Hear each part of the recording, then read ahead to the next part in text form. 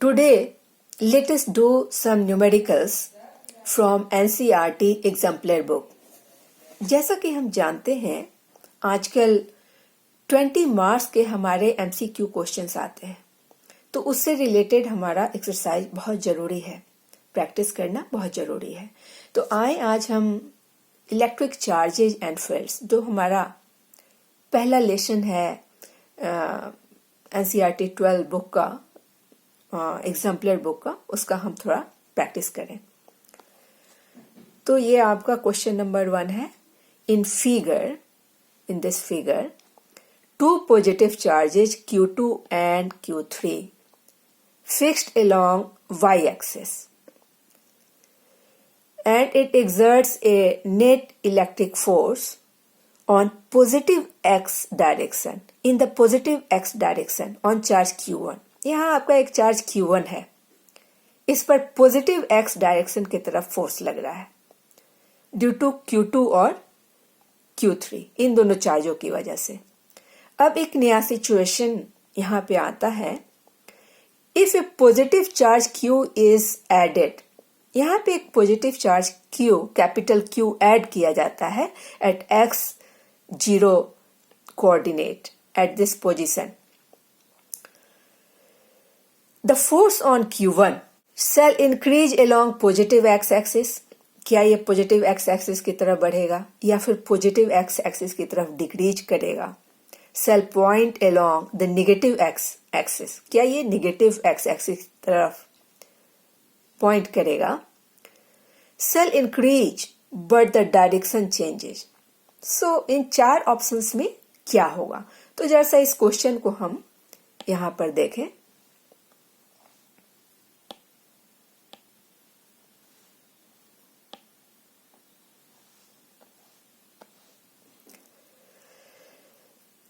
तो अगर यहाँ पे सपोज करें कि पॉजिटिव चार्ज है, let there be a positive charge, तो positive charge repel each other, यहाँ direction of force will be along this direction due to Q2 की वजह से फोर्स आपका इधर लगेगा, लेकिन वहीं पे अगर Q3 की वजह से Q1 पे जो फोर्स है they will repel each other, so Q1 पे आपका फोर्स इस तरफ लगेगा। और इन दोनों फोर्सेस का अगर force due to 3, force due to 2 का अगर आप रिजल्टेंट लेते हैं, then resultant will have a component always along negative x direction. लेकिन यहाँ क्वेश्चन में दिया गया है कि जब आप कैपिटल Q रखते हो उसके पहले Q1 पे जो फोर्स है वो पॉजिटिव x एक्सिस की तरफ है। इसका क्या मतलब हुआ? इसका यही मतलब है कि आपका जो Q1 है दैट इज नेगेटिव। तो अब इसको जरा हम इसको ओमिट कर लें। ये आपका एक्चुअली यहाँ पे Q1 नेगेटिव है, पॉजिटिव तो ये है ही नहीं। This is your negative charge. अब आपको मालूम है कि नेगेटिव चार्ज पे जो फोर्स लगता है due to any positive charge, it is towards the positive charge. इस तरह से फोर्स लगता है, फोर्स ऑफ अट्रैक्शन। इस पे भी फोर्स ऑफ अट्रैक्शन लगता है, तो इसका नेट फोर्स जो है इस तरफ लग रहा है। So there is a negative charge, वहां पे एक नेगेटिव चार्ज है, आपने वहां पे एक फिर से पॉजिटिव चार्ज रख दिया। Now this positive charge will attract this negative charge, so it will just add up the net force. एक और फोर्स आपका पॉजिटिव x एक्सिस की तरफ लगने लगेगा। तो इस तरह से आपका कौन सा ऑप्शन सही हुआ? shall increase along the positive x axis, ये आपका ऑप्शन सही हुआ। Now 1.2, a point positive charge is brought near an isolated conducting sphere। एक आपका isolated conducting sphere है और इसके पास में आपने एक पॉइंट पॉजिटिव चार्ज यहाँ पे लाया हुआ है, ठीक है। द इलेक्ट्रिक फील्ड लाइंस, किस तरीके का फील्ड लाइन होगा? तो इस तरह के क्वेश्चंस बड़े इंपॉर्टेंट हैं। थोड़ा कुछ और भी कॉम्प्लिकेटेड क्वेश्चंस हैं जिसमें आप अगर कोई आइसोलेटेड स्फीयर रख दीजिए पॉजिटिव चार्ज के बगल में, तो कहीं आसपास में अब जो फील्ड होगी अब आप पहले की तरह वैसे नहीं निकाल सकते हैं कि E इज इक्वल टू के क्यू अपॉन आर स्क्वायर, क्योंकि अब आपकी प्लस क्यू चार्ज रह ही नहीं जाएगी। अब ये जो आइसोलेटेड स्फीयर है, इसमें से जितने निगेटिव चार्ज हैं इस तरफ अट्रैक्ट हो जाएंगे, पॉजिटिव चार्ज इस तरफ अट्रैक्ट हो जाएंगे। तो आपका जो यहाँ पे फील्ड होगा, किसी पॉइंट P पे फील्ड निकालना होगा। Now it is not due to this positive charge, ये अब यहाँ इस निगेटिव चार्ज की वजह से होगा और यहाँ इस पॉजिटिव चार्ज की वजह से होगा, और सारे चार्ज की वजह से जो फील्ड होगा वो पूरा ही बदल जाएगा। तो अब क्या करेंगे ऐसी स्थिति में, जब आपको कोई पॉजिटिव चार्ज दी गई हो और यहाँ पे एक स्फीयर दिया गया हो, तो आप एक रिजल्ट याद कर लें कि सपोज करिए कि ये स्फीयर का रेडियस r है और इस पॉजिटिव चार्ज से ये डिस्टेंस a है, ठीक है। तो एक रिजल्ट आप याद कर लें कि डिस्टेंस d पे, और वो डिस्टेंस कितनी है आपकी, वो डिस्टेंस आपकी है r/a। इस डिस्टेंस d पे आप एक इस चार्ज के अपोजिट चार्ज मान सकते हैं, और उस चार्ज का मैग्नीट्यूड होगा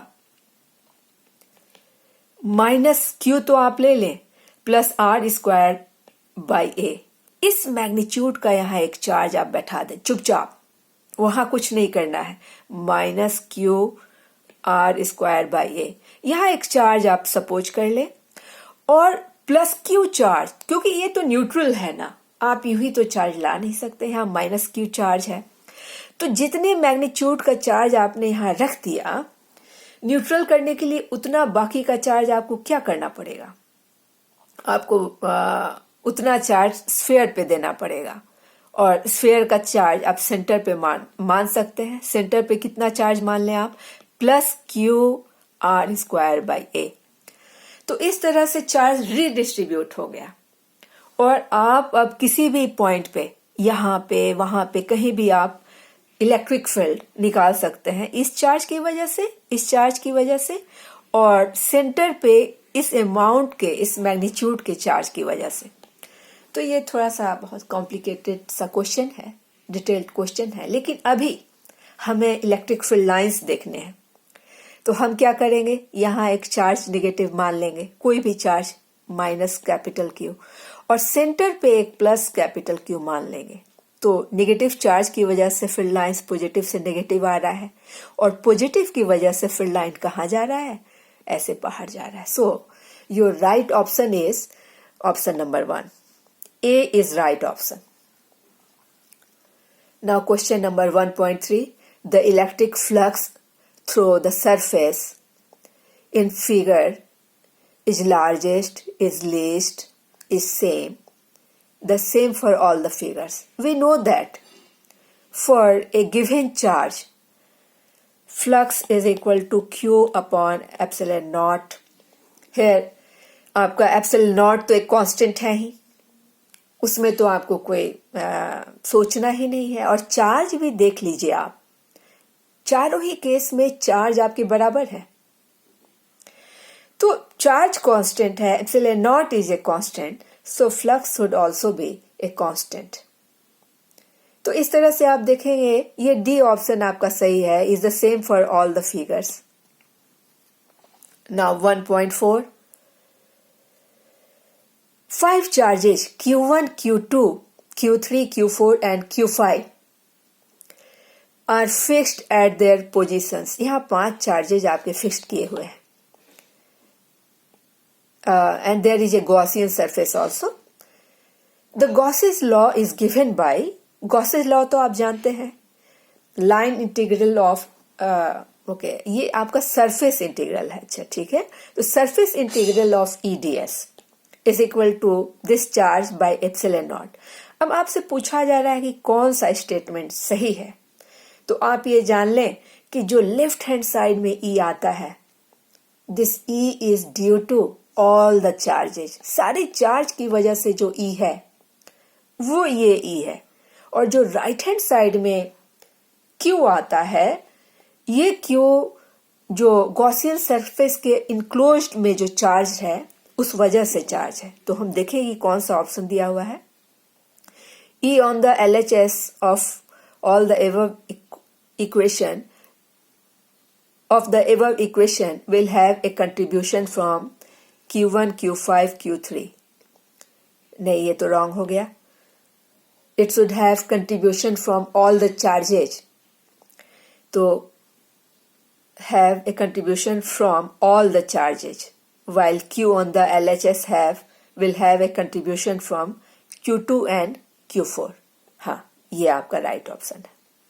तो इस तरह से आप देख करके और क्वेश्चन समझ करके आंसर करेंगे. Question 1.5 figure 1.5 shows electric field lines. ठीक है. In which an electric dipole is placed. Which of the following statement is correct? The dipole will not experience any force. The dipole will experience a force towards right. Dipole will experience a force towards left. कौन सा सही है? तो देखिए आप, अगर electric field बराबर होता, इलेक्ट्रिक फील्ड यहाँ भी E है, यहाँ भी E है, तो हमें मालूम है कि force is equal to QE. तो निगेटिव की वजह से फोर्स लग जाता -QE और पॉजिटिव की वजह से लग जाता force due to negative charge is equal to force due to positive and force due to negative. तो नेट फोर्स कितना हो जाता? Force net will be equal to +QE -QE, और ये क्या हो जाता? आपका 0 हो जाता. तो फोर्स क्या लग रहा है जो पता करें. अब यहां आप ध्यान से जरा इलेक्ट्रिक फील्ड लाइन को देखें. इलेक्ट्रिक फील्ड लाइन यहाँ क्लोज है, बहुत ध्यान से देखेंगे तो, और यहाँ दूर है. यानी यहाँ इलेक्ट्रिक फील्ड जो E2 है वो स्मॉल है, E1 जो है बड़ा है. E1 is greater then E2, यानी इसमें फोर्स ज्यादा लग रहा है. Force on Q1 minus Q is greater than force on plus Q. और नेगेटिव चार्ज पे फोर्स किधर लगता है? Opposite to electric field, this direction, इस तरफ में आपका फोर्स लगेगा. तो नेट फोर्स आपका इधर ही लगने लगेगा, क्योंकि नेट फोर्स ये बड़ा फोर्स है और इस पर बड़ा फोर्स किधर लग रहा है? Opposite to electric field. तो हम किधर करेंगे? Towards left. This option C is correct option. उसी तरह से 1.6 देख लें. A point charge plus Q is placed at a distance D from any isolated conducting plate. Conducting plate है, इसे D डिस्टेंस पे, यहाँ D डिस्टेंस है, यहाँ पे कोई charge plus Q, D distance पे प्लस Q चार्ज रखा हुआ है. The field at a point on the other side of the plane. यहाँ पे कोई पॉइंट P है, इस पे फील्ड का क्या डायरेक्शन होगा, किधर होगा? तो यहाँ प्लस चार्ज की वजह से यहाँ सारा माइनस चार्ज चला आया, और अपोजिट सरफेस पे ये जो कंडक्टिंग प्लेट है इसके अपोजिट सरफेस पे इधर सारे प्लस चार्ज चले आए, पॉजिटिव चार्ज. और पॉजिटिव चार्ज की वजह से हमें मालूम है कि सारा जो फील्ड लाइंस है प्लेट के परपेंडिकुलरली आउटवर्ड होता है. और इसलिए ये आपका कौन सा ऑप्शन सही है? Directed perpendicular to the plane but towards the plane. No, it is wrong option. And away from the plane. This A is your right option. Question 1.7. A hemisphere is uniformly charged positively. This is your hemisphere.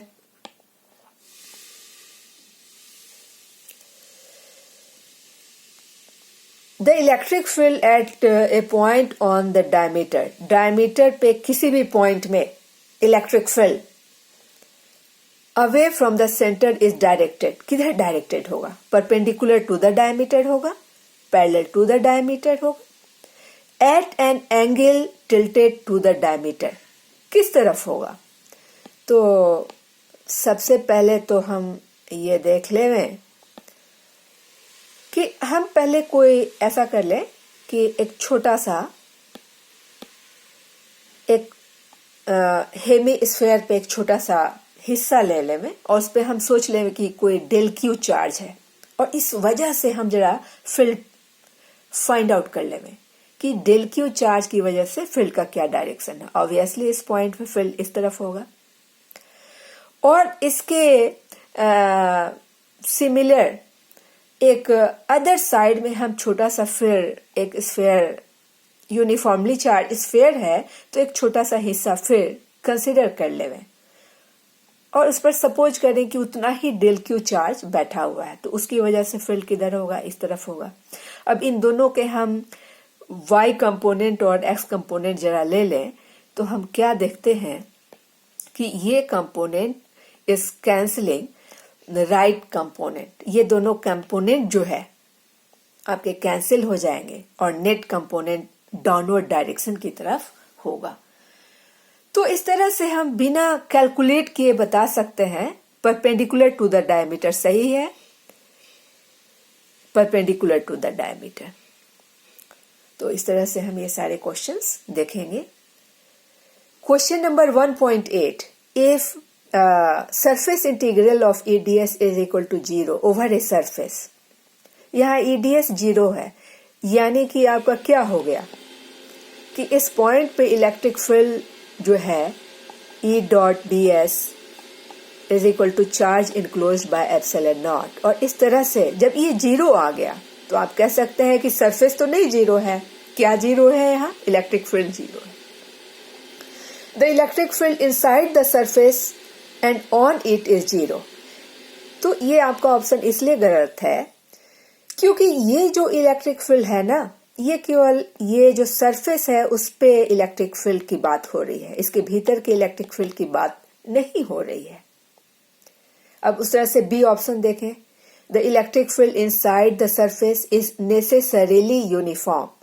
ये भी इससे पता नहीं चलता है uniform है ये क्या है, क्योंकि नेट चार्ज इंक्लूड 0 है। हो सकता है यहाँ एक प्लस क्यू चार्ज हो सकता है यहाँ एक माइनस क्यू चार्ज हो।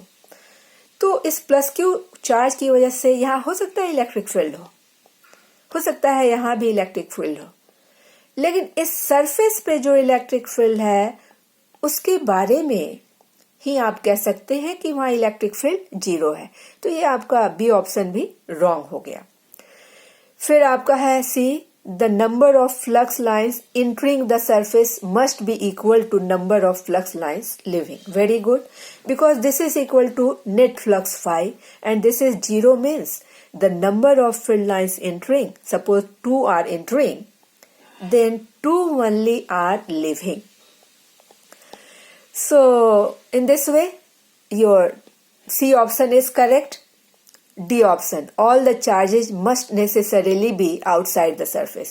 Okay, the net charge is not inside the surface, and if there is electric field lines, flux lines, then the net charges must be outside.